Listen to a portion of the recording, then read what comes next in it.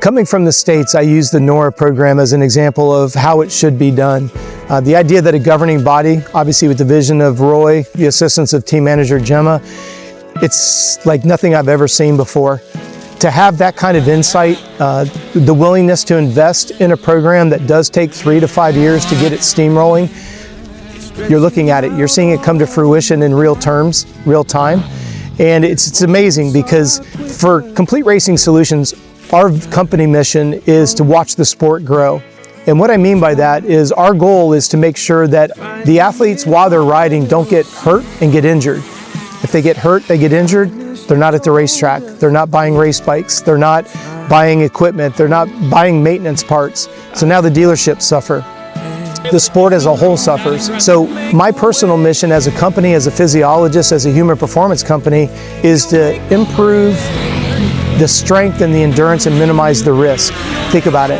If I can minimize the attrition at the bottom, they can stay in the sport longer, then Roy's vision comes to fruition. I don't want that to sound rhetorical. It's the whole idea that if the fallout rate is faster than the growth of new riders, we have a net negative. And when Roy came to me and the vision was, let's grow the sport from the bottom up with the ultimate goal of being able to grow it at the top, meaning with all the knowledge, they get done racing, they're done with their professional career, they're able to come back and they're able to gift that knowledge back to the next generation of riders. And that's our long-term goal. I don't know if I'm allowed to say that on camera or not, but if we go out 8, 10, 12 years, you have athletes that are now in the pro ranks. They've already grown up underneath the toolage, they understand it, they're gonna have a better professional career on the top.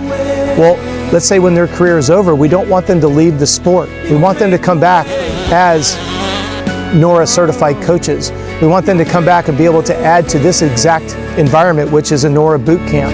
Every night and day, I watch away. When we do these boot camps, it creates a tremendous amount of camaraderie. It also gives everybody a chance to be treated like a professional team. I watch what Roy and Gemma do with this team. The way that they have the tent set up, the way that they have the bikes, the gear, the kits, the graphics on the bikes, the floor mats, the bike stands.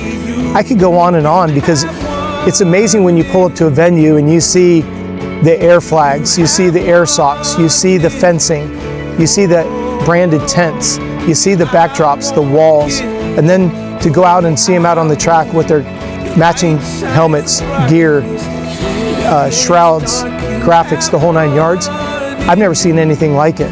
So when I look at the idea of what does a boot camp do, it allows us to be give the riders themselves a chance to be treated like a pro. I always use the example, when you go up to a factory rig and you walk underneath the awning, there's a certain attitude, everything's organized, everybody knows their role, everybody knows their responsibilities, and you pull up to a NORA event and it feels exactly the same way. Gemma's got everything so well organized, you know where you need to be when, you know what's expected, you know what the itinerary is going to be, and the takeaway is 100% what Gemma outlines it to be, and that's very rare. No disrespect to the motocross industry, but there's a lot of most of the sport is disorganized, and the NORA program is the most organized I've ever been associated with, and it's great because it's coming from the governing body, and that's a vision that you don't normally see.